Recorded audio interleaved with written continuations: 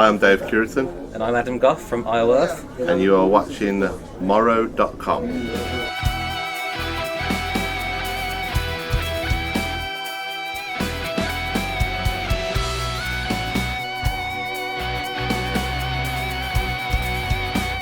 Our musical influences, they range from, they come from all different genres and different places really, but we both like listening to a range of stuff, from sort of classical music and just rock, normal rock, and even some pop music as well, all the way through to metal and things like that, and especially the sort of unusual side of metal, the unusual side of rock, sort of like things like Zappa and people that you associate with Zappa, like Steve Vai and Mike Neely, the people that we really into when we were younger. So that's probably the main influences for us.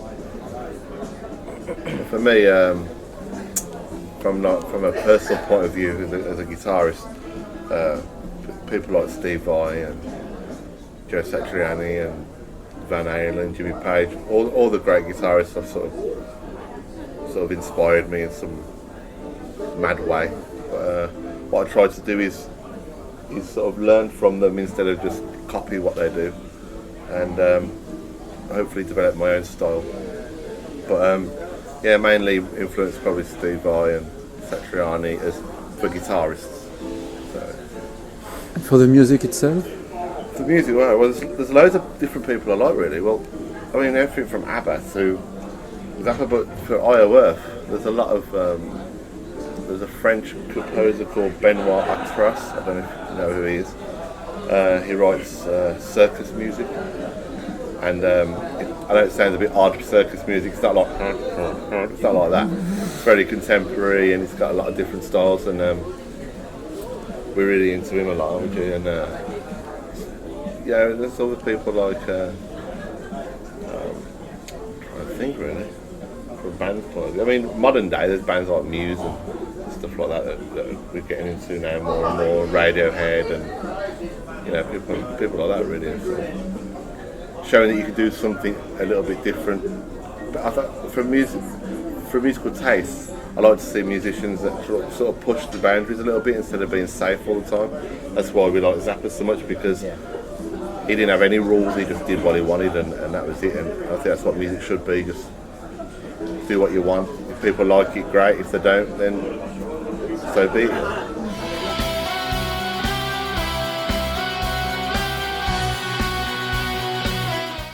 We met in high school, secondary school, and we decided to. We always wrote music together and always composed and jammed together and stuff. And when it came to writing the albums, as we said, we wanted to write a big album, big double album. We said to Adam, should we do it? And we just went for it, didn't we? And that was in 2009. We wanted to write something that was different, something that was unlike anything that we'd heard, and really just something that challenged ourselves as writers and as performers as well. So we decided to write this thing that was going to be a massive, really big, different album, and it took about 3 years, roughly 3 years to record it, the first album, and that's the one that was just called IOEARTH. Then the second album was about 3 years later. The second album came out, and that one's called Moments. So it's just the two studio albums that we've released so far. The writing process for the second album was a lot easier, because the first album we didn't really know who we were or what sound we had. We were just going for it, and on the second album we really realised what our sound was, and we could hone in on that. That's why the second album is, I suppose, is a little bit more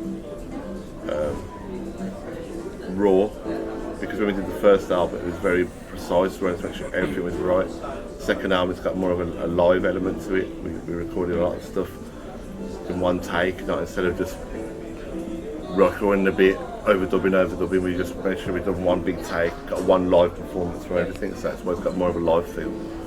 So yeah, some of the elements are improvised as well. Some of the solos were the more instead of Dave actually sitting down and composing a solo by listening to the track over and over again and coming up with something that he wanted to do, which is the kind of thing that he did for the first album.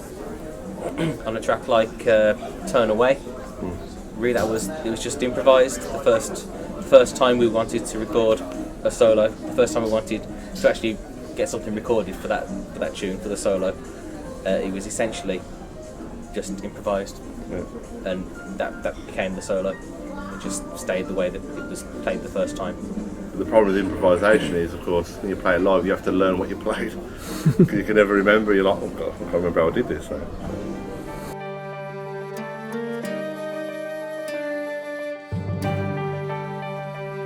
Well, quite easy really. It's nothing too spectacular. Basically, we had the album. The band originally was going to be called Infinite Ocean, and the album was going to be called Earth. And then we thought that was a bit girly to be called Infinite Ocean, and it was a bit wordy, so yeah, we took out the infinite and the shun and kept the I and the O, and then we just tagged Earth on the end, and that's how it became IOEARTH. Quite simple, really.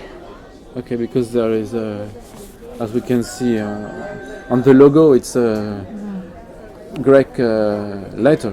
Yeah. It doesn't have its own meaning. No, there's no meaning. Basically, when we first came out, we never had the luxury of having a designer to make us logos or do anything like that. So we had to do everything ourselves.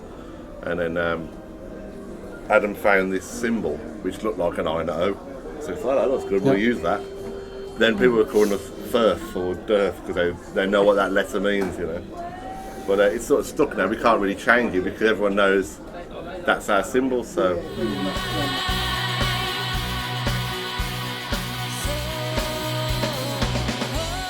we try and keep everything in-house. We do it all ourselves because we want to be control freak, I suppose, but we want to control everything.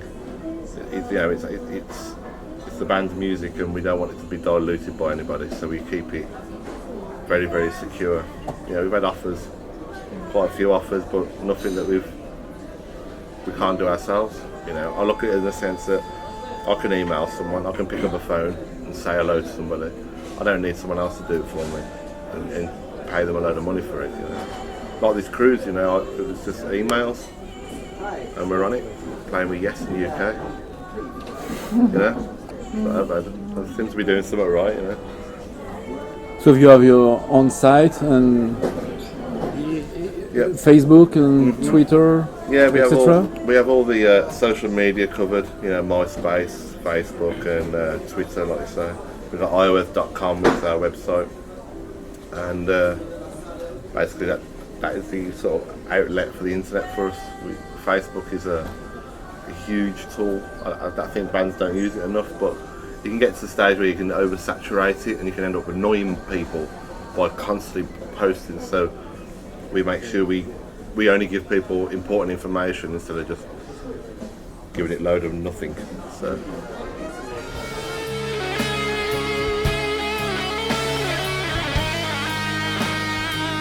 I think with Moments, it's got more of a.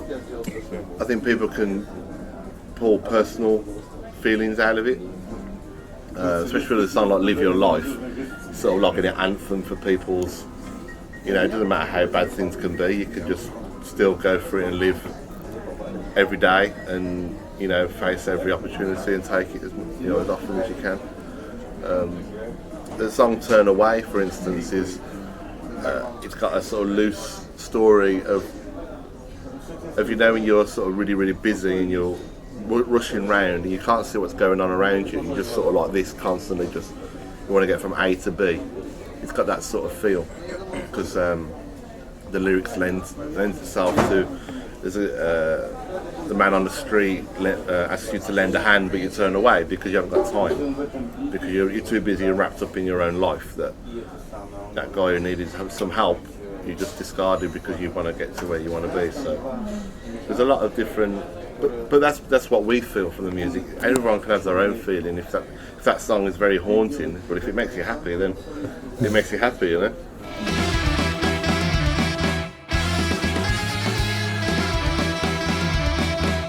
Really, it's just a case of us enjoying mixing different styles and cultures as well. Yeah, like we said, the first album it was originally going to be called Earth because it was going to be this idea that that all music really comes from the same place. It's all down to melody and emotion, and it doesn't matter what kind of scales you're using or what kind of instruments you're using or whether you're playing in 7/8 or 4/4.